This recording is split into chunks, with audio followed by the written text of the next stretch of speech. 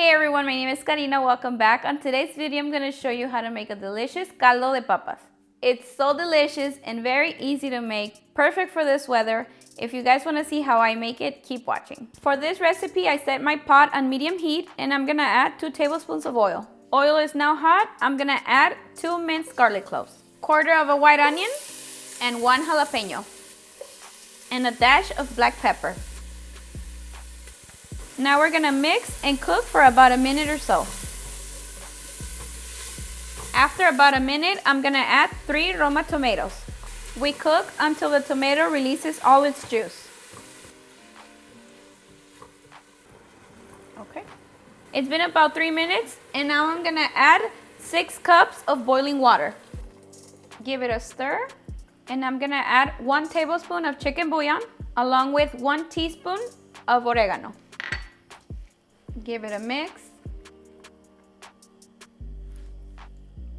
This is a perfect time to check to see if you need more chicken bouillon, but for me, this is just fine. Once it's boiling, I'm gonna add the potatoes, and I'm using 4 medium ones.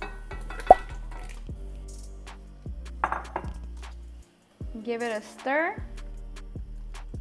We cover it up, let it cook for about 10 to 15 minutes or until your potatoes are tender. It's been 10 minutes and now we're gonna check on the potatoes. Okay, they're almost done, so this is a perfect time to add in the cheese, about half a pound. I'm using Queso Fresco. You can add as much as you like, and I'm also gonna add some green onion on top. I'm using 2 green onions. We cover it back up and cook for an additional 3 to 5 minutes. It's been about 3 minutes and our caldo de papas is now ready. Okay, our caldo is now ready and it looks delicious. It's now time to serve myself a bowl. And let me tell you that it smells so good.